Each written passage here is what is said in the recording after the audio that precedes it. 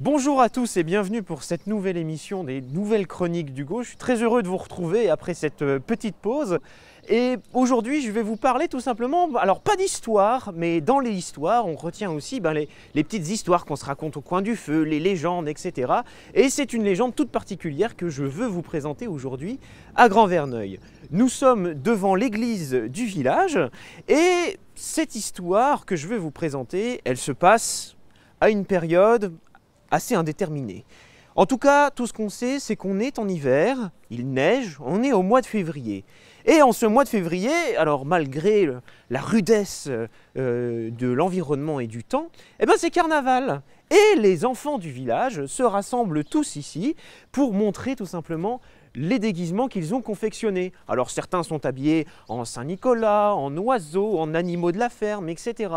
Et les 12 enfants de Grand-Verneuil qui se rassemblent ici devant l'église sont tellement contents et tellement fiers de leur belle réalisation qu'ils n'arrivent même pas à se reconnaître entre eux. Alors que pourtant, le village Verneuil-Grand n'est pas bien grand. Et c'est alors que le plus aventurier de la bande se dit que même ma tante, qui habite à Verneuil-Petit, le village d'à côté, n'arriverait même pas à me reconnaître. Et ce serait même marrant dans ce petit village de Petit Verneuil, qui est encore plus petit que Verneuil-Grand, qui n'est pas bien grand, qu'on pourrait aller y mettre un tout petit peu d'animation quand même et aller tambouriner aux portes et secouer un petit peu le village. En plus, on sera incognito parce qu'on est vraiment bien déguisé. Et c'est comme ça que toute cette troupe qui est juste là, va prendre le chemin qu'on va emprunter maintenant pour aller directement en direction de Petit Verneuil. Les 12 jeunes gens partent donc de Grand-Verneuil en prenant le chemin direct pour rejoindre le village de Petit Verneuil pour aller impressionner la galerie.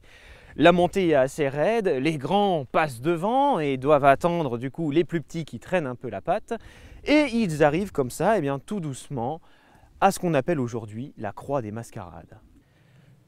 Nous sommes alors au crépuscule. Les 12 jeunes gens arrivent ici, les grands attendent les petits qui arrivent, et là, le plus petit de la bande est pris d'une petite intuition, on ne sait pas ce qui lui traverse dans l'esprit, mais tout d'un coup, il commence à raconter le groupe. 1, 2, 3, etc. Sauf que là, ils ne sont plus 12, mais ils sont 13. Ils disent, mais c'est pas possible. Pourtant, on connaît tout le monde au village. Il n'y a que 12 gamins et on n'est que 12 personnes à avoir participé à ce carnaval. Et puis on s'est montré les déguisements juste avant. Alors, ils sont tous pris de panique. Ils se disent, c'est tout, c'est quelqu'un d'Écouviez, le village d'à côté, ou de Petit Verneuil qui nous a rejoints pour nous faire une farce. Et alors, la meilleure chose pour s'en rendre compte, c'est tout simplement d'ôter les déguisements. Ils enlèvent les masques, ils enlèvent les déguisements. Et là, les 13 jeunes gens se reconnaissent tous. Ils sont tous des habitants, tous des jeunes de Grand-Verneuil. Sauf qu'ils le savent très bien. Ils sont partis à 12. L'un d'entre eux est un imposteur. Le plus petit, pris de panique face à cette révélation, pense alors que le diable se cache dans le groupe. En plus, 13, ça porte malheur.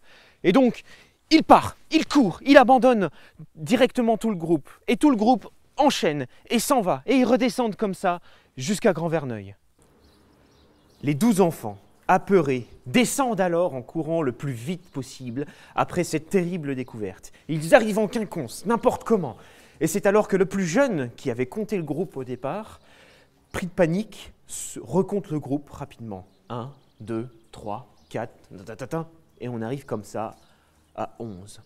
Ils se regardent et c'est là qu'ils se rendent compte qu'en fait, l'un des leurs manque à l'appel et a été emporté avec lui par le diable. Et c'est comme ça, bien qu'aujourd'hui, pour chasser le mal et chasser le diable de cette terre occulte, on a placé cette croix qu'on appelle aujourd'hui la Croix des Mascarades, parce que d'après cette légende, le diable s'est caché parmi les vivants. Merci et à bientôt pour une prochaine histoire.